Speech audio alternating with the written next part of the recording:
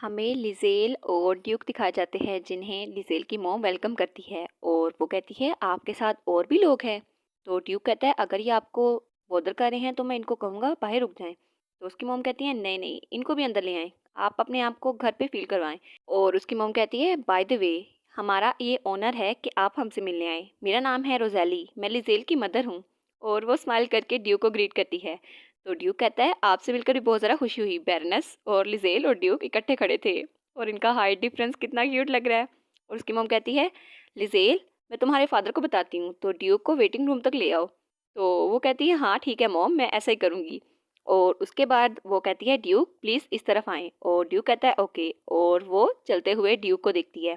और फिर वो कहती है वेल ये वो तो नहीं था जो हमने प्रॉमिस किया था, आप इतनी जल्दी कैसे आ गए। तो ड्यूक कहता है वेल हुआ ये था कि मैं घर से पहले निकला रिलैक्स करने के लिए, लेकिन उसके बाद मैं शॉपिंग मॉल में गया और गिफ्ट्स खरीदे। उसके बाद मैंने बहुत ज़्यादा वॉक की लेकिन फिर भी टाइम बच गया और मैं चलते चलते तुम्हारे घर के सामने आ गया। लेकिन मैं कब से यहाँ पे खड़ा था, अगर बटलर मुझे ना पकड़ता फिर तो मैं यही खड़ा रहता। लेकिन वो ये सब सोचता है और लिजेल को कुछ नहीं कहता और वो सोचता है ऐसा लगता है ये सब कुछ करने के अलावा मेरे पास और कोई काम था ही नहीं। वो कहता है मेरे पुराने काम खत्म हो चुके थे और सब कैंसिल हो गए थे तो आई एम सॉरी मैं जल्दी आ गया। तो लिजेल कहती है नहीं नहीं ये कोई मसला नहीं है, बस आपकी टाइमिंग थोड़ी बुरी है। तो ड्यूक कहता है क्या कोई प्रॉब्लम हो गई है। तो लिजेल कहती है एक्चुअली मैंने बस अभी अभी अपने पेरेंट्स को मैरिज के बारे में बताया है, इसलिए वो थोड़े ज़्यादा शौक थे और इसलिए उन्होंने उसी वक्त मना कर दिया। तो ड्यूक कहता है ओ, और वो थोड़ा सैड हो जाता है और कहता है आई सी।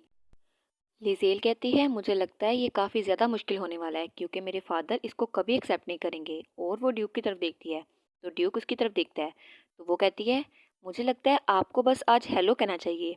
तो ड्यूक उसके पास आता है और उसके चेहरे की तरफ हाथ बढ़ाता है। तो लिजेल कहती है क्या, ये क्या, अब ये क्या करने वाला है। और वो कहती है ये मेरे चेहरे की तरफ क्यों झुक रहा है, अब ये मत कहना कि। और वो कहती है नो वे।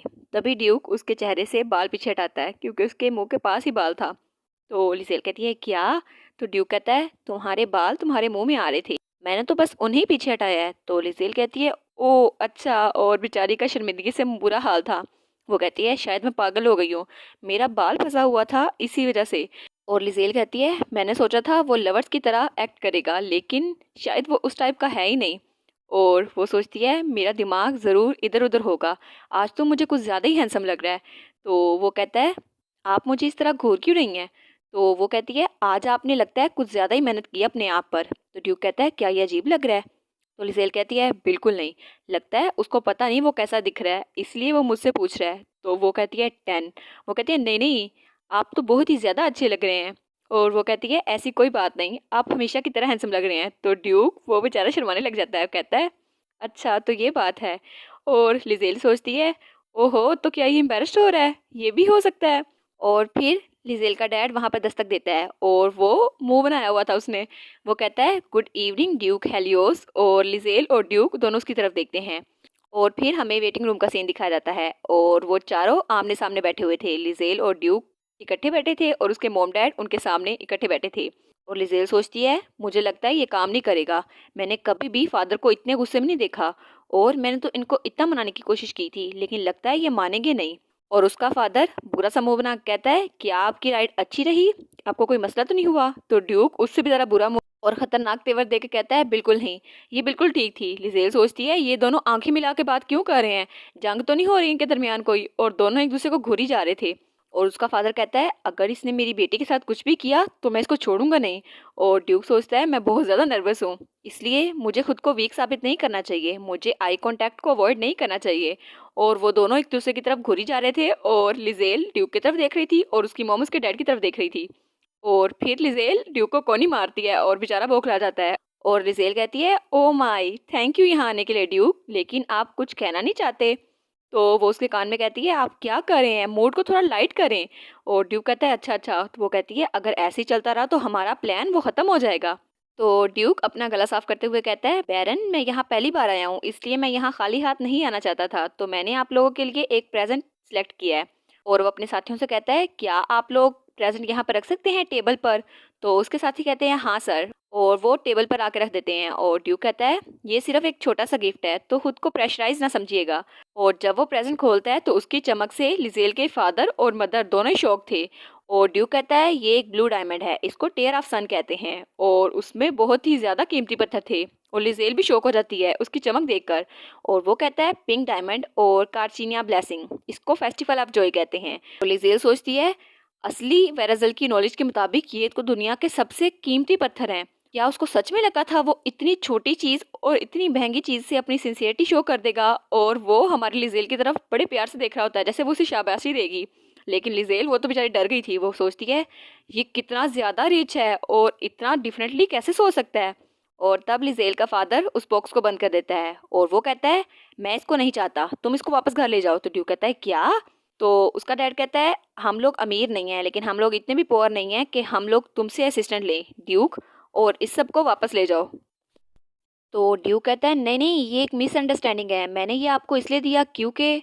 तो उसका डैड उसकी बात नहीं सुनता। वो कहता है बस बहुत हो गया, इस सब को अपने घर वापस ले जाओ। और वो कहता है मुझे ये सब कुछ नहीं चाहिए, मैं अपनी बेटी को बेचकर कोई फॉर्च्यून नहीं कमाना चाहता, तो इसको सबको वापस ले जाओ। और ड्यूक कहता है क्या? और लिजेल सोचती है मुझे लगता है ये सब तो काम आने ही नहीं वाला, हमारा पूरा का पूरा प्लान वो तो ख़राब हो चुका है। और तब ड्यूक बेचारा अपनी मुट्ठी बंद करता है और वो सोचता है मुझे नहीं पता मैंने गलत क्या किया, अब मुझे क्या करना चाहिए। और वो सोचता है मुझे कोई आइडिया नहीं है कि उनको ये चीज़ें क्यों ना पसंद हुई, लेकिन अब मैं क्या करूं। और अगर ऐसा ही होना था तो रोहन ने जो कहा था मैं उसमें से कोई प्रेजेंट चूज़ कर लेता। और फिर वो कहता है बैरन प्लीज़ मुझे बताएं आप क्या चाहते हैं। और वो कहता है मैं इस वक्त पीछे नहीं हट सकता। तो ड्यूक कहता है प्लीज़ मेरी सिंसियरिटी को समझने की कोशिश करें। तो लिजेल का डैड कहता है चलो उठो यहाँ से और अपने बॉक्सेस भी अपने साथ वापस ले जाओ। और वो उसके आदमियों को कहता है इन सबको वापस ले जाओ। तो वो दोनों ही शौक थे लिजेल और ड्यूक। वो कहता है बैरन रुक तो जाएं। और वो कहता है मुझे और कुछ नहीं कहना, तो प्लीज़ उठे ड्यूक और यहाँ से चले जाएं। तो वो कहता है माफ़ कीजिएगा। और वो बहुत ही ज़्यादा उदास था। और लिजेल सोचती है ये इतना ज़्यादा टैलेंटेड है लेकिन इस फील्ड में इसे कोई भी महारत नहीं है और मुझे इसकी हेल्प करनी होगी वरना इसको बाहर निकाल दिया जाएगा।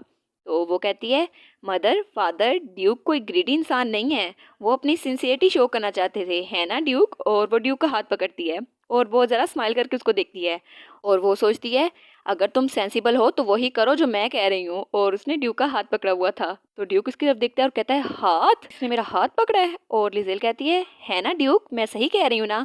तो ड्यूक बेचारा वो शर्मा जाता है और फिर वो कहता है हाँ बिल्कुल। और वो कहता है तुम बिल्कुल ठीक कह रही हो। और वो लिजेल का हाथ फिर से पकड़ लेता है। और लिजेल कहती है क्या अब इसने मेरा हाथ ज़ोर से क्यों पकड़ा। और वो सोचती है ये मेरा हाथ क्यों पकड़ रहा है इतना टाइटली, और ड्यूक के फेस पे इतना स्टूपिड लुक वो क्यों है। और फिर वो सोचती है ये ऐसे एक्ट क्यों कर रहा है जैसे कि प्यार में हो। और वो तो बेचारा क्यूट सा पपी बना हुआ था। और ये देखकर हमारी लिजेल के फादर को तो गुस्सा आ गया था और ड्यूक बड़े प्यार से हमारी लिजेल की तरफ देख रहा था। और उसकी मॉम ये देखकर कुछ समझ आती है। वो कहती है लिजेल क्या तुम थोड़ी देर के लिए हमें अकेला छोड़ सकती हो। और ड्यूक और लिजेल दोनों हैरान हो जाते हैं। तो लिजेल कहती है क्या। तो उसकी मॉम कहती है हम ड्यूक से अकेले में गुफ्तगू करना चाहते हैं, तो क्या तुम थोड़ी देर के लिए जा सकती हो। तो वो कहती है मदर लेकिन। तो वो सोचती है मुझे नहीं पता अगर मैं ड्यूक को अकेला छोड़ के जाऊंगी तो वो लोग इससे क्या कहेंगे। तो ड्यूक कहता है माय लेडी मैं ठीक रहूंगा, तो आप मेरे बारे में फ़िक्र मत कीजिए। और वो हमारी लिजेल को दिलासा देता है। और लिजेल कहती है ऑल राइट मैं यहाँ से बाहर चली जाती हूँ, तो आप लोग आराम से बात कीजिएगा। और फिर वो कमरे से बाहर निकल जाती है। अब ड्यूक लिजेल के पेरेंट्स को सही सही बता देना अपनी फीलिंग्स। और लिजेल उसके बारे में तो तुम्हें पता ही है ना। और उसकी मॉम वो तो पहले ही तुम लोग के साथ है, बस उसके डैड को मना लो सच बताकर। और इसी के साथ ये वाला पार्ट यहाँ पर ख़त्म।